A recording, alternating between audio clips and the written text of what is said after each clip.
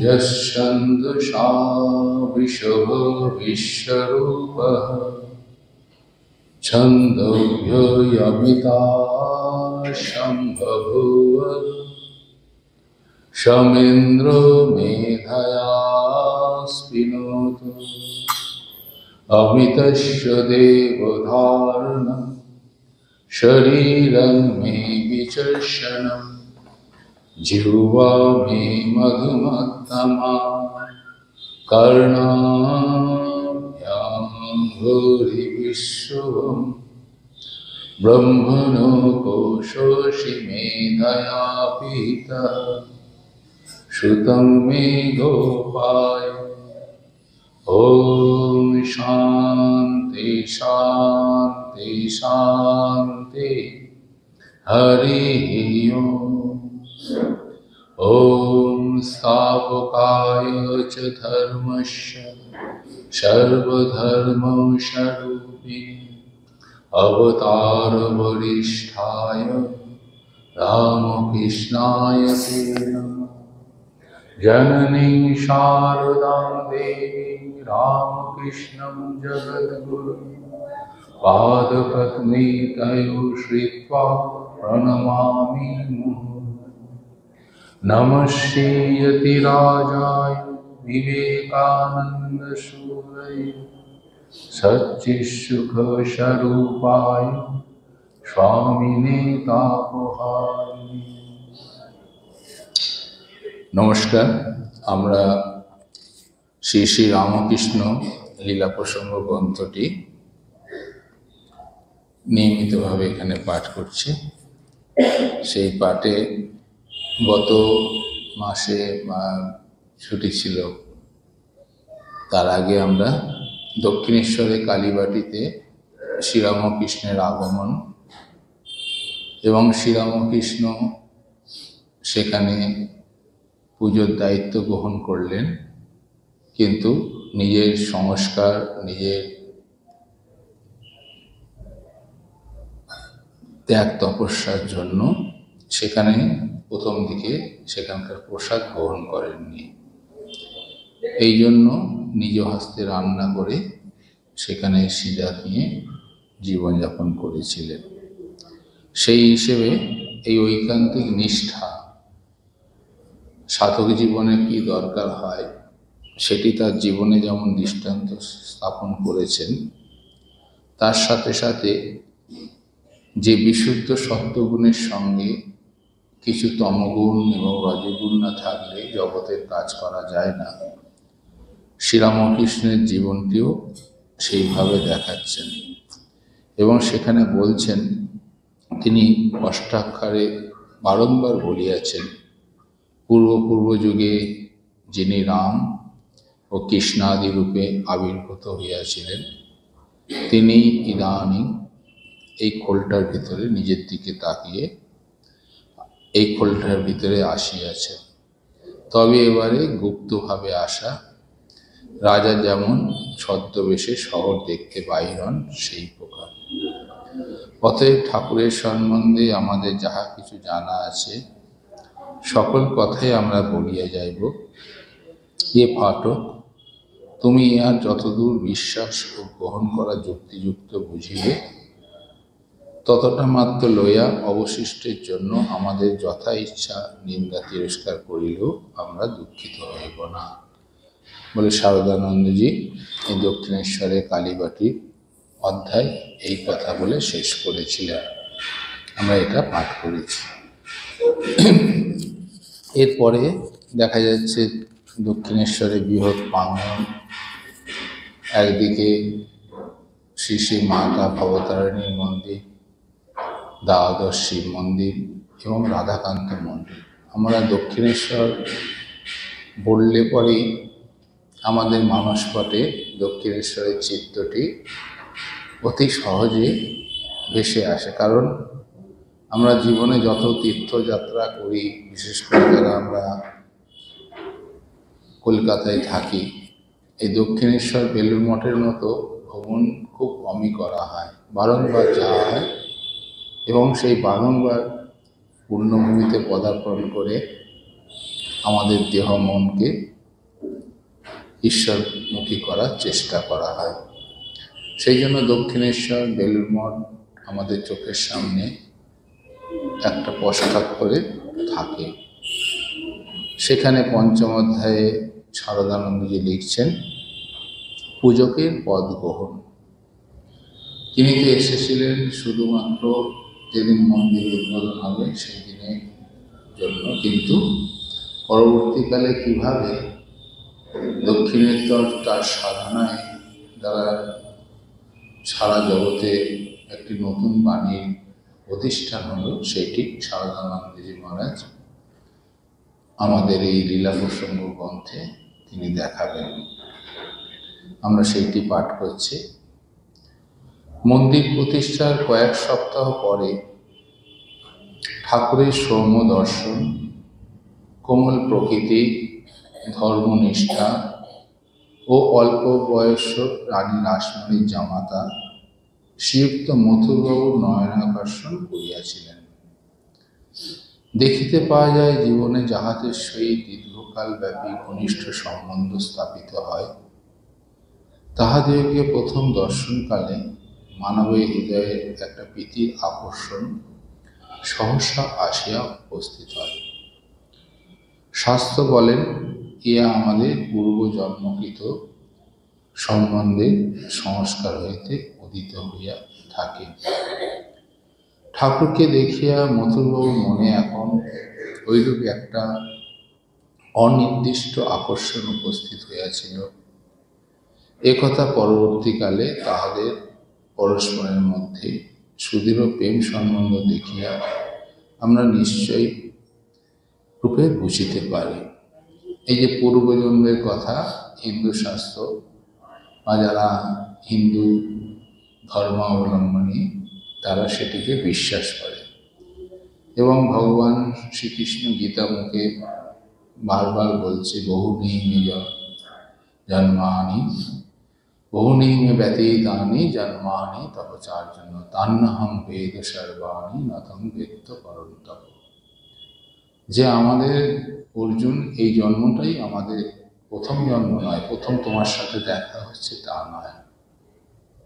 যিনি ঈশ্বর, যার মধ্যে সেই পূর্ণ শক্তি, সত্যগুণী শক্তি মানব দেহ রূপ ধারণ করে পৃথিবীতে অবতীর্ণ হন, তিনি যেমন এই জগতের সৃষ্ট জীবকে পরিষ্কার রূপে তার হৃদয়ে তিনি দেখতে পান, ঠিক সেই রকম তিনি পূর্বজীবনে কাদের সঙ্গে কীরকম সম্বন্ধ ছিল সেটি তিনি ইহলোকে সেটিকে উপলব্ধি করতে পারেন।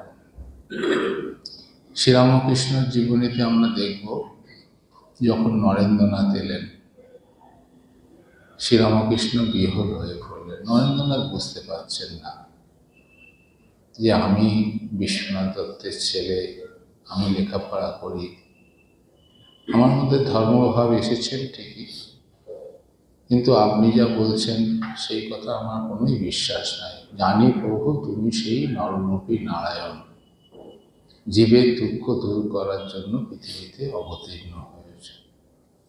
শ্রীরামকৃষ্ণ তার শিষ্যের কাছে হাত জোর করে তার স্তবস্তুতি করছেন। যে শক্তিগুণে কেশব সারা জগতে বিখ্যাত হয়েছেন, সেই রকম 18টি শক্তি নরেন্দ্রের মধ্যে জলজল করছে। অন্যদের প্রশংসা করতে বলছে, কেউ ছোট মাছ, বাটা, পুঁটি, নরেন্দ্র হচ্ছে রাঙা চক্ষু বিশিষ্ট বড় রুই। নরেন্দ্রনাথ যখন এই প্রশংসাগুলো শ্রীরামকৃষ্ণ সর্বসম্মুখে করছেন, নরেন্দ্রনাথ তখন বালক, কলেজে পড়ে, এবং প্রত্যেকটি শব্দ, প্রত্যেকটি জিনিস জগতে তিনি বিচারের মাধ্যমে গ্রহণ করেন। অনিত্য দৃশ্যেষু বিবিচ্য নিত্য, যে প্রত্যেকটি অনিত্য জগতের মধ্যে যেটি নিত্য বস্তু সেটির ধারণা নরেন্দ্রনাথ প্রথম থেকেই করে আসছেন। সেই জন্য তিনি এইসব কথাগুলো প্রথম ঠাকুরের কথা বিশ্বাস করতে পারছেন না, বা এইগুলোকে ঠিক হৃদয়ে ধারণ করতে পারছেন না। পরবর্তীকালে আমরা কি দেখছি, শ্রীরামকৃষ্ণ সেই নরেন্দ্রনাথকে উপলব্ধি করে যা যা বলে গিয়েছিলেন প্রত্যেকটি কথা ধ্রুব সূত্র হয়ে আমাদের সামনে প্রতিবিত হয়েছে। ঠিক সেই রকম যদি আমাদের বিবেকানন্দের বাণীর প্রতি আমাদের আস্থা থাকে, যেটি শ্রীরামকৃষ্ণ তার সমস্ত শক্তি তাকে অর্জন দিয়ে তিনি বলেছিলেন যে তোকে সর্বস্ব দিয়ে আমি ফকির হই, তুই এই শক্তিতে জগতের মহা কাজ করবি। সেই কাজ তিনি করেছিলেন। এবং বিবেকানন্দকে যদি আমরা নর ঋষি রূপে কল্পনা করি, বিবেকানন্দের সম্বন্ধে শ্রীরামকৃষ্ণ যা যা বলেছেন সেইগুলো যদি সত্য হয়ে থাকে, বিবেকানন্দ বর্তমান ভারত সম্বন্ধে যা যা বলছেন, যে অতীতের ভারতবর্ষ গৌরবের ছিল, বর্তমানের ভারতবর্ষ সেই গৌরব থেকে বিচ্যুত ঘটেছে, কিন্তু ভবিষ্যতের ভারতবর্ষ এত বড় হবে যে অতীতের সমস্ত গৌরবকে ম্লান করে দেবে। এটা বিবেকানন্দের কোনো কথার কথা নয়, তার ঋষির দৃষ্টি। কিন্তু সেটা করতে গেলে কি করতে হবে? আমাদের জীবনগুলোকে তিনি যেভাবে বলছেন সেইভাবে চালনার জন্য প্রস্তুত হতে হবে। এবং আমরা যদি সেটাকে চেষ্টা করি, নিশ্চয়ই এইগুলো আমাদের জীবনেও প্রতিভাত হবে। এই যে জন্ম জন্মান্তরের সংস্কারের কথা শাস্ত্র বারবার বলছেন, আমাদের শুভ কর্মে শুভ, মন্দে মন্দ ফল, এ নিয়ম রোধে নাই কারো ফল, স্বামীজি একটি জায়গায় বলছেন। আমাদের শুভাশুভ কর্ম জগতের কিছু ভালো মানুষের সঙ্গে আমাদের পরিচয় ঘটায়, আবার কিছু অশুভ কর্ম, পার্বত্য কর্ম আমাদের জীবনকে অনেক সময় অশান্তির পথে নিয়ে যায়। কিন্তু আমাদের মধ্যে একটি বিবেক দিয়েছেন, আমি খারাপ হয়ে জন্মগ্রহণ করেছি বলে আমি সারা জীবন খারাপ থাকবো তা নয়। সেই মানুষটি যদি চেষ্টা করে বুদ্ধমান থেকে বুদ্ধমান হতে পারে। স্বামীজি বলছেন যে মিথ্যা থেকে সত্যের দিকে আমরা যাচ্ছি না, আমরা কি করছি, যে ছোট সত্য থেকে আমরা বড় সত্যের দিকে যাচ্ছি। যে সত্যটি মেঘে ঢাকা সূর্যের মতো অল্প আমার মধ্যে চৈতন্য স্বরূপ আছে, সেই মেঘটি যখন সম্পূর্ণরূপে সরে যাবে, সম্পূর্ণ সত্য আমাদের প্রত্যেকের হৃদয়ে অনুভূত হবে। শ্রীরামকৃষ্ণ এটি আশীর্বাদ করে বলছেন, তোমাদের আশীর্বাদ করি, তোমাদের চৈতন্য হোক। ঠিক সেই রকম পূর্বজন্মের কিছু সংস্কার থাকার জন্য আমরাও শ্রীরামকৃষ্ণের পদতলে আসার সৌভাগ্য লাভ করেছি। এইখান থেকে আমাদের বিশ্বাস করতে হবে এবং সেইভাবে আমাদের জীবনকে এগিয়ে নিয়ে যেতে হবে। দেবালয় প্রতিষ্ঠিত হইবার পরে 1 মাস কাল পর্যন্ত ঠাকুর কি করা কর্তব্য তা নিশ্চিত করিতে না পারিয়া অগ্রজের অনুরোধে দক্ষিণেশ্বরে অবস্থান করিয়াছিলেন।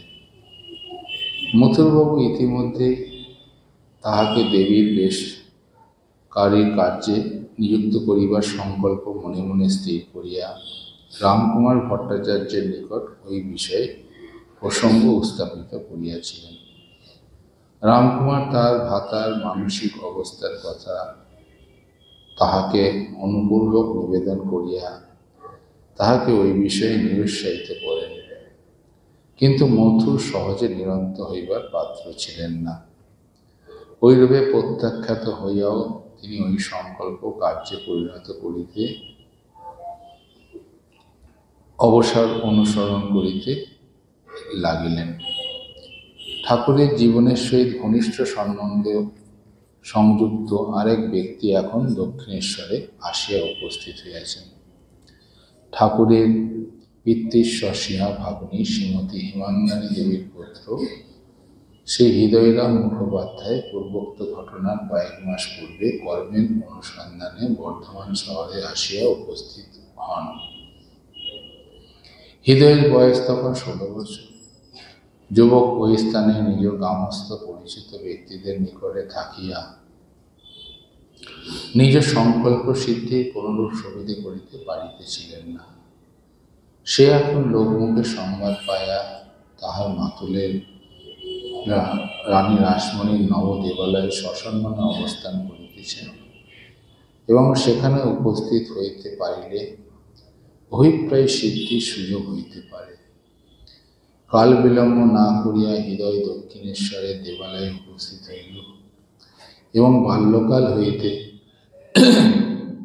সুপরিচিত প্রায় সমবয়স্ক মাতুল শ্রীরামকৃষ্ণ দেবের সহিত মিলিত হইয়া তথায় আনন্দে কালযাপন করিতে লাগিলেন।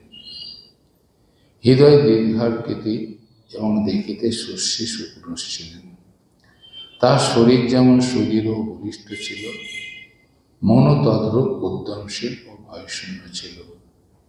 কঠোর পরিশ্রম এবং অবস্থা অনুযায়ী ব্যবস্থা করিতে এবং প্রতিকূল অবস্থায় পড়িয়া স্থির থাকিয়া অদ্ভুত উপায় সকলের উদ্ভাবনপূর্বক উহা অতিক্রম করিতে হৃদয় পারদর্শী ছিল।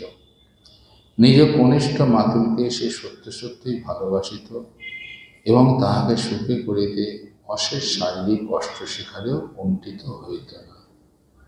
এই ছোট কয়েকটি কথায় হৃদয় সম্বন্ধে স্বাস্থ্যকার স্বামী শারদানন্দজি আমাদের সামনে তুলে ধরেছেন। যারা দক্ষিণেশ্বরে থেকে একটি ছবি দেখা যায়, যখন কেশবচন্দ্র সেনের বাগান বাড়িতে একটি ছবি তোলা হয়েছিল, শ্রীরামকৃষ্ণ সমাধিস্থ অবস্থায় দাঁড়িয়ে আছে এবং তাকে পাশে যে ছবিটি দেখা যায় শ্রীরামকৃষ্ণ অপেক্ষা একটু লম্বাকৃতি, এই হৃদয়ের ছবিটি এখানে কিন্তু খুব স্পষ্টভাবে ফুটে উঠেছে। যেমন এখানে বর্ণনা দিচ্ছে, সেই ছবিতে তার সেই সুন্দর ছবি শ্রীরামকৃষ্ণের পার্শ্বে দণ্ডায়মান। এই হৃদয়ের জীবন বড় অদ্ভুত, আমরা সেটা এখানে পাব। শ্রীরামকৃষ্ণকে একদিকে দেবতারূপে জ্ঞান করত, আবার পরবর্তীকালে মায়ার বশবর্তী হইয়া সে সামান্য জ্ঞানও করেছিল এবং কখনো কখনো দেখা যেত শ্রীরামকৃষ্ণের এই বালক স্বভাব সুযোগকে তিনি নিজের ব্যবসায়িক বুদ্ধিতে, অর্থাৎ তার কিছু জাগতিক উন্নয়নের জন্য কিছু টাকা পয়সা বা ঘর বাড়ির দরকার, সেটিকেও কাজে লাগাবার চেষ্টা করত।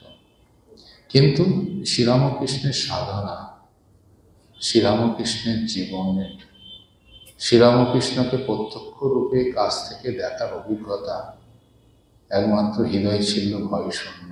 তাই রাত্রে যখন ঠাকুর সাধন ক্ষেত্রে যেতেন, হৃদয় পেছন পেছন দেখতেন। শ্রীরামকৃষ্ণের জীবনটি আমাদের কাছে প্রকাশ্য তিলকের মতো সত্য এবং যে সকল কথা লীলা প্রসঙ্গকার এই লীলা প্রসঙ্গ গ্রন্থে লিপিবদ্ধ করেছে বা অন্যান্য পুস্তকে আছে, সেই অলৌকিকতার কোনো ছোঁয়া না রেখে যে সকল ঘটনাগুলো তাদের পঞ্চ ইন্দ্রিয় গ্রাহ্য চক্ষু বা তারা অনুভূত করেছেন বা তারা শুনেছেন, সেই সব কথা এখানে লিপিবদ্ধ করা হয়েছে। সেই জন্য শ্রীরামকৃষ্ণের জীবন, শ্রীরামকৃষ্ণের কথা, শ্রীরামকৃষ্ণের জীবনী যত আমরা পাঠ করব, সেই সত্যগুলো আমাদের হৃদয়ে প্রকাশিত হবে এবং আমরা সেই সত্যের আলোকে আলোকিত হব। তাই হৃদয় এই লীলা প্রসঙ্গ গ্রন্থে বহু তথ্য শারদানন্দ মহারাজকে দিয়েছিলেন। তিনি যেগুলো নিজের জীবনে দেখেছিলেন, শুনেছিলেন, সেগুলোর বর্ণনা পরবর্তীকালে হবে। সর্বদা অনসল হৃদয়ে অন্তরে ভাবুকতা বিন্দু বিষয়ও ছিল না। ওই জন্য সংসারী মানবের যেমন হইয়া থাকে, হৃদয়ের চিত্ত নিজ স্বার্থ চেষ্টা হইতে কখনো সম্পূর্ণ বিযুক্ত হইতে পারিত না। ঠাকুরের সহিত হৃদয়ের এখন হইতে সম্বন্ধের কথা আমরা যতই আলোচনা করিব, ততই দেখিতে পাইব তাহার জীবনের ভবিষ্যতে যতটুকু ভাবকথা ও নিঃস্বার্থতার চেষ্টার পরিচয় পাওয়া যায়, তা ভাবময় ঠাকুরের নিরন্তর সঙ্গগুণে বা কখনো কখনো তাহার চেষ্টার অনুকরণে আসিয়া উপস্থিত হইতেন। ঠাকুরের ন্যায় আহার, বিহার প্রভৃতি সর্ববিধ শারীরিক চেষ্টায় উদাসীন, সর্বদা চিন্তাশীল, স্বার্থবন্ধ শূন্য ভাবুক জীবনের গঠনকালে হৃদয়ের ন্যায় একজন শ্রদ্ধাসম্পন্ন, সাহসী, উদ্যমশীল কর্মীর সহায়তা নিতান্ত প্রয়োজন। সেই জগদম্বা কি সেই জন্য ঠাকুরের সাধনকালে হৃদয়ের ন্যায় পুরুষকে তাহার সহিত ঘনিষ্ঠ সম্বন্ধ করিয়াছিলেন। ঠাকুর কথা বারংবার বলিয়াছিলেন, হৃদয় না থাকিলে সাধনকালে তাহার শরীর রক্ষা অসম্ভব হইত। শ্রীরামকৃষ্ণ জীবনের সহিত হৃদয়ের নাম তজ্জন্য নিত্য সংযুক্ত, এবং সেই জন্যই আন্তরিকভাবে ভক্তি শ্রদ্ধার অধিকারী হইয়া চিরকালের নিমিত্ত আমাদের অনন্য হইয়া রয়েছে। অর্থাৎ সাধনকালে যেটি দরকার সাধকের, সেটি ভগবান সৃষ্টি করে তাকে জুড়িয়ে থাকে।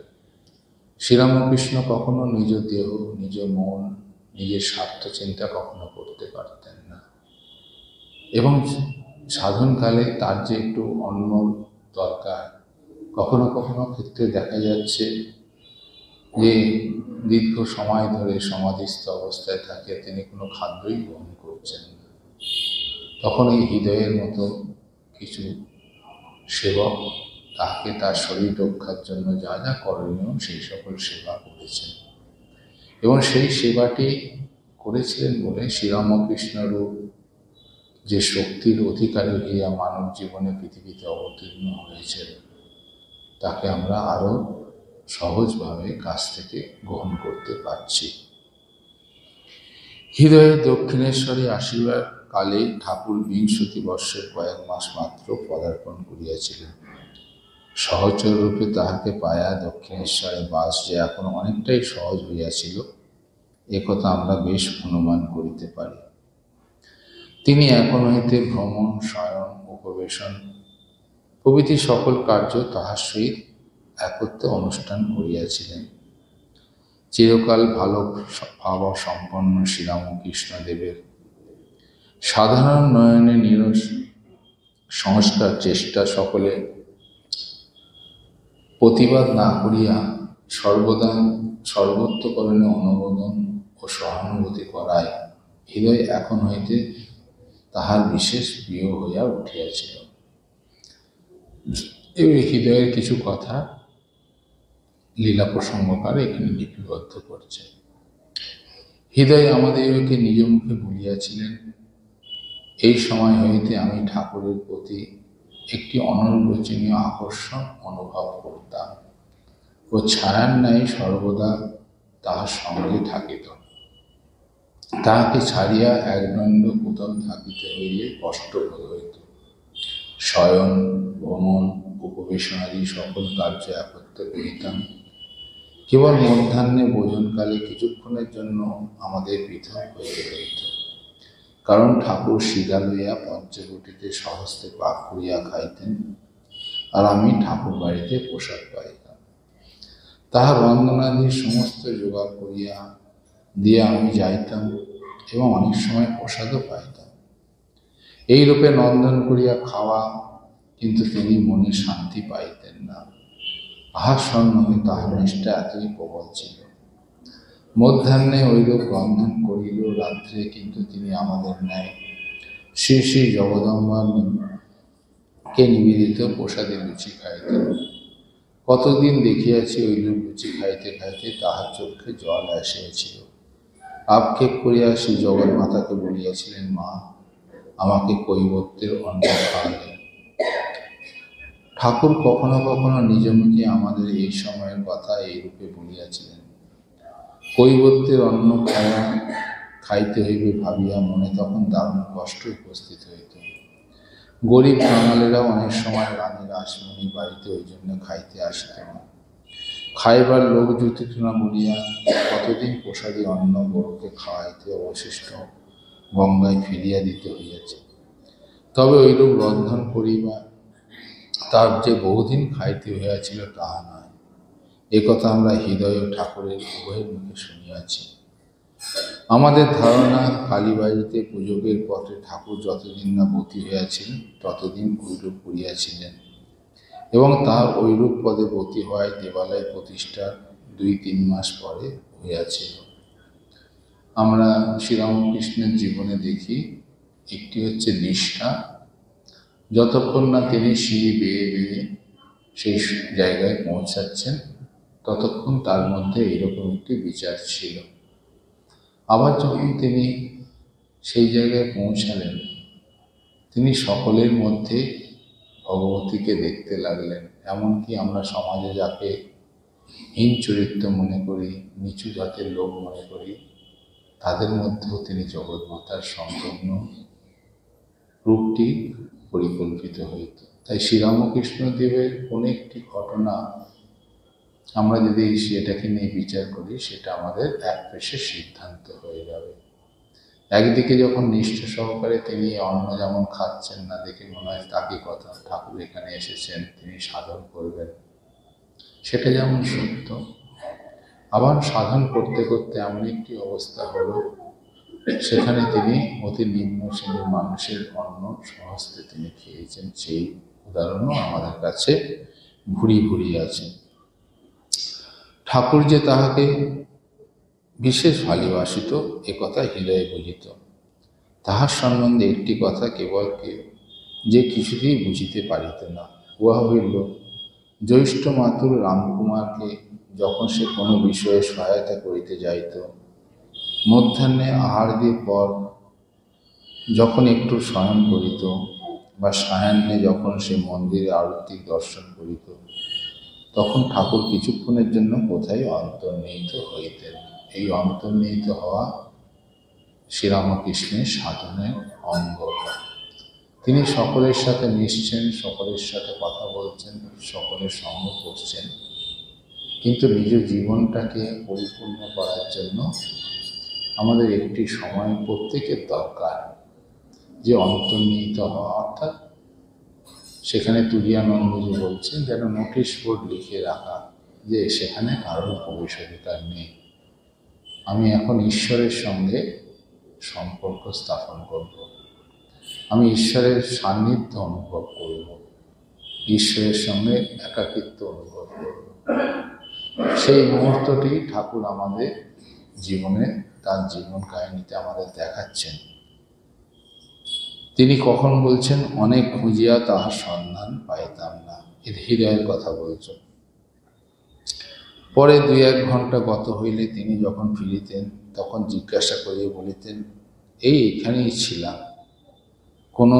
কোনো দিন সন্ধান করিতে যায়া সে তাহাকে পঞ্চবটির দিক হইতে ফিরিতে দেখিয়া ভাবিত তিনি শৌচাদির জন্য ওই দিকে গিয়াছেন, আর কোনো কথা জিজ্ঞাসা করিত না।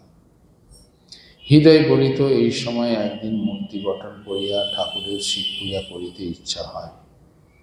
আমরা ইতিপূর্বে বলিয়াছি, বাল্যকালে কামারপুকুরে তিনি কখনো কখনো ঐরূপ করিতেন। ইচ্ছা হইব মাত্র তিনি গঙ্গা গর্ভ হইতে মৃত্তিকা আরোহণ করিয়া বিষ ডমরু ত্রিশূল সহিত একটি শিবমূর্তি সহস্তে গঠন করিয়া উহা পূজা করিতে লাগিলেন। মথুরবাবু ওই সময় ইতস্তত বেড়াইতে বেড়াইতে ওই স্থলে আসে উপস্থিত হইলেন, এবং তিনি তন্ময় হইয়া কি পূজা করিতেছে জানিতে উৎসুক হইয়া নিকটে আসিয়া ওই মূর্তিটি দেখিতে পাইলেন।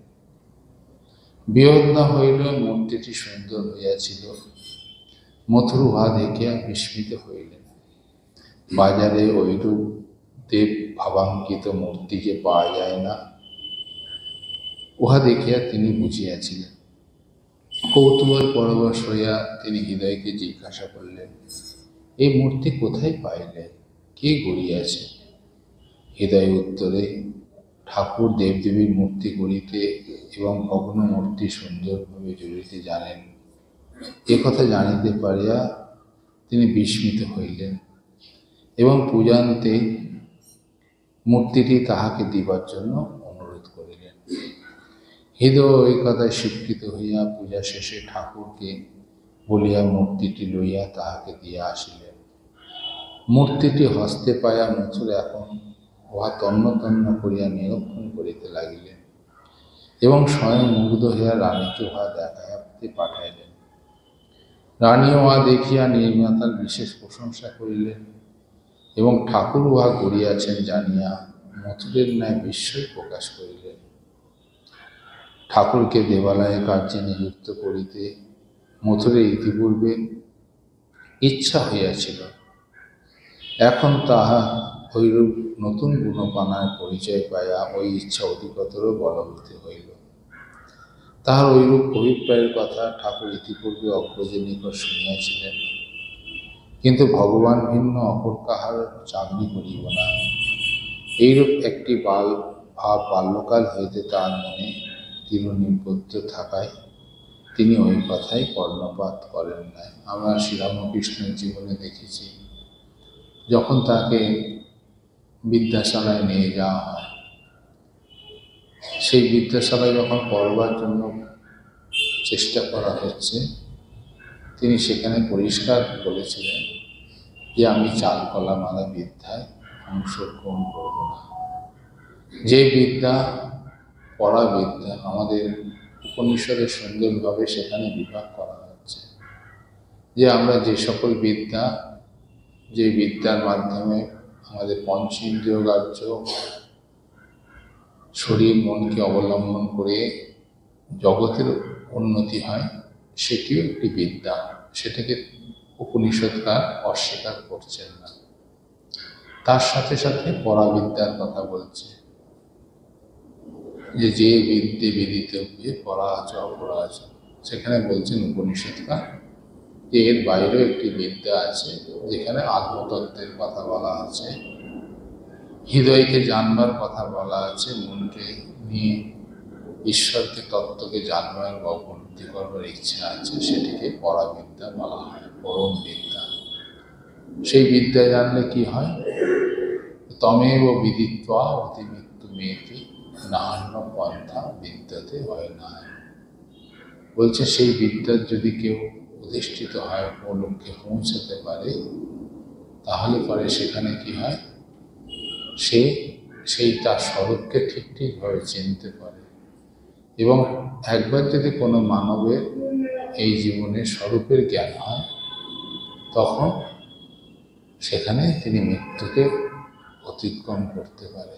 এবং সেখানে আরেকটি কথা পরিষ্কারভাবে উপনিষদকার বলছেন, অপরাবিদ্যা যতই আমাদের সুখে শান্তি আনন্দে রাখুক না কেন, একটা সময় আমরা পরাবিদ্যার দিকে যেতে বাধ্য হব, কারণ সেটি আমাদের স্বরূপ।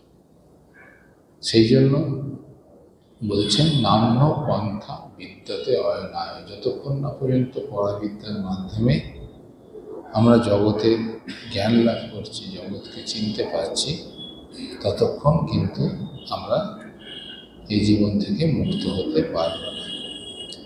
চাকরি করার সম্বন্ধে ঠাকুরের ওইরূপ ভাব প্রকাশ করিতে আমরা অনেক সময় শুনিয়াছি। বিশেষ অভাব না পড়িয়া কেউ স্বেচ্ছায় চাকরি করিলে ঠাকুর ওই ব্যক্তি সম্বন্ধে উচ্চ ধারণা করিতেন না। তার ভালো ভক্তদের মধ্যে একজন এই সময় চাকরি স্বীকার করিয়াছিলেন জানিয়া আমরা তাহাকে বিশেষ ব্যথিত হইয়া বলিতে শুনিয়াছিলাম। সে মরিয়াছে শুনিলেও ততদূর সে মরিয়াছে শুনিলে আমার যত না কষ্ট হইতে, সেই চাকরি করিতে শুনিয়া ততোধিক কষ্ট হইয়াছে। পরে কিছুকাল অতীত হইলে ওই ব্যক্তির সহিত পুনরায় সাক্ষাৎ হইয়া যখন জানিল সে তাহার অসহায় বৃদ্ধা মাতার ভরণ পোষণের নিমিত্তের জন্য চাকরি স্বীকার করিয়াছেন, তখন তিনি সস্নেহে কাঁদতে ও মস্তকে হাত বুলাইতে বলিয়াছিলেন। তাতে দোষ নেই। ওই জন্য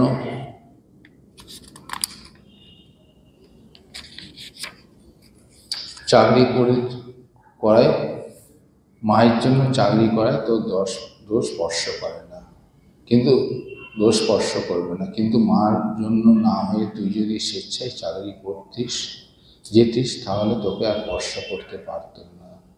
তাই তো বলি, আমার নিরঞ্জনে একটু অঞ্জন বা কালো দাগ নেই।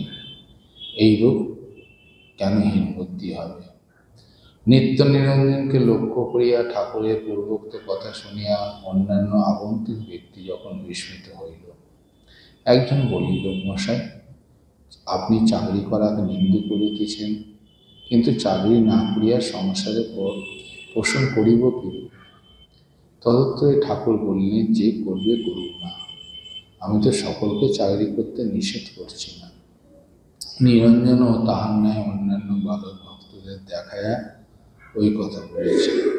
এদের কথা আলাদা। ঠাকুর তাহার ভালো ভক্তদের জীবন অন্যভাবে করিতেন এবং পূর্ণ আধ্যাত্মিক ভাবের সহিত চাকরি করাটাকে কখনো সামঞ্জস্য হয় না, এইরূপ ধারণা ছিল বলিয়ায় তিনি ওই কথা বলিয়াছিলেন, ইহাই বলার অন্য। এক্ষেত্রে আমরা শ্রীরামকৃষ্ণের জীবনে দুটি দিক দেখতে পাচ্ছি। একদিকে নিরঞ্জনকে চাকরি করতে বারণ করছেন। তিনি এসেছিলেন, প্রথম দিকে বলা হলো যে যারা পূর্বজন্মে বিশ্বাসী এবং তিনি ঈশ্বর কি করেন, প্রত্যেকের জীবনের যে শক্তি, প্রত্যেকের জীবনের যে ভাব কে কোন দিকে যাবে তিনি সেটি পূর্ণরূপে দেখতে পান। শ্রীরামকৃষ্ণ অন্তরঙ্গ যে 16 জন পার্শ্বদ ছিল, যারা পরবর্তীকালে সন্ন্যাস জীবনযাপন করে এই শ্রীরামকৃষ্ণ সংঘকে প্রতিষ্ঠা করেছিলেন, তাদের মধ্যে নিরঞ্জন মহারাজ একজন নিত্য। বর্তমানে তার রাজারহাটে সেই ঘোষপাড়া গ্রামে সুন্দর আশ্রম প্রতিষ্ঠিত হয়েছে। এবং নিরঞ্জনকে দেখে শ্রীরামকৃষ্ণ চিনতে পেরেছিলেন, ইনি আমার অন্তরঙ্গ। সেই অন্তরঙ্গ ভক্তকে রক্ষা করবার জন্য ঠাকুর তাহাকে সর্বসমক্ষে বলছেন যে আমার নিরঞ্জনের দোষ কোথা থেকে এলো। আবার দেখুন, আমরা যখন ভালোভাবে একটু বিষয়গুলোকে খুব গুরুত্ব দিয়ে দেখব, একটু বোঝার চেষ্টা করব, সেখানে আবার একটি নতুন উদাহরণ আমরা পাচ্ছি। কথার মধ্যে খুলবেন, একটা দুটো অধ্যায়ের পরে শ্রীরামকৃষ্ণ গৃহস্থ ধর্ম সম্বন্ধে একটি সুন্দর মাস্টারমশাই উদাহরণ তুলে ধরছেন। বলছেন, প্রতাপের ভাই এসেছিল। আমি তাকে জিজ্ঞাসা করলাম, তুই এখানে কি করছিস? বলছে, না, আমি আপনার কাছে থাকবো, ধর্ম জীবনযাপন করব, আধ্যাত্মিকতা উপলব্ধি করব, অনেক কথা বলছে। শ্রীরামকৃষ্ণ তাকে তিরস্কার করে বলছেন, লজ্জা করে না? বিবাহ করিয়েছিস, ছেলে ফেলে হয়েছে, তাদের পাড়ার লোকে খাওয়াবে। বলছে, আগে একটা কাজ কারবার চাকরি বাকরি খুঁজে নে, তাদের ভরণ পোষণের ব্যবস্থা কর, তারপর এখানে আসিস, তোকে আমি আধ্যাত্মিকতা শেখাব। শ্রীরামকৃষ্ণ জীবনের সঙ্গে কখনো কম্প্রোমাইজ করছেন না। যে যে জীবনটি গ্রহণ করবে সেই জীবন থেকেই সে ভগবানের পথে যেতে পারবে, এটি বারংবার নির্দেশিত করছেন। আমরা যারা শ্রীমৎ স্বামী গম্ভীরানন্দ প্রণীত শ্রীরামকৃষ্ণ ভক্তম মালিকা গ্রন্থটি পাঠ করি বা পাঠ করার চেষ্টা করি, সেখানে দেখবেন এই 16 জন সাক্ষাৎ শিষ্যদের জীবনীগুলো গম্ভীরানন্দজি যেমন সুন্দরভাবে ফুটে তুলেছেন, তার সঙ্গে সঙ্গে শ্রীরামকৃষ্ণের যারা গৃহস্থ ভক্ত ছিলেন তাদের জীবনগুলোকেও তিনি সুন্দরভাবে লিপিবদ্ধ করেছেন। এবং প্রত্যেকটি লিপিবদ্ধ করার উদ্দেশ্য, আমরা যে যেখানে দাঁড়িয়ে আছি, কি গৃহস্থ আশ্রমে থাকি বা সন্ন্যাস আশ্রমে থাকি, আমাদের মূল উদ্দেশ্য হচ্ছে ভগবানকে ভালোবাসা। এবং সেখানে দেখাচ্ছেন সন্ন্যাসীরা কীভাবে তার সাধন ভজনের মাধ্যমে শ্রীরামকৃষ্ণের কথাগুলোকে নিজের জীবনে উপলব্ধি করছে। তার সঙ্গে সঙ্গে গৃহস্থ আশ্রমে থেকে তার গৃহস্থ ভক্তরা কীভাবে শুদ্ধ সুন্দর জীবনযাপন করে এইখান থেকে ভগবানের কৃপা পাচ্ছে। সুতরাং আমরা সকলেই ভগবানের কৃপা লাভের জন্য এখানে সমবেত হয়েছি। এইগুলো কখনো বাহ্যিক আচার আচরণ, কোনো আশ্রম দিয়ে তার কৃপা কখনো অনুভূত হয় না।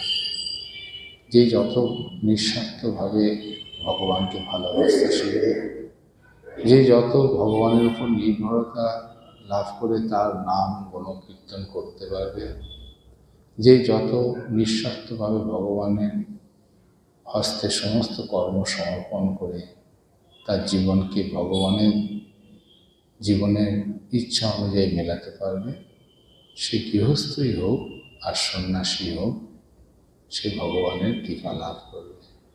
এই কটি কথা বলে সকলকে প্রণাম, নমস্কার, শুভেচ্ছা জানিয়ে আজকের পাঠ এখানেই শেষ করছি। ওম শান্তি শান্তি শান্তি।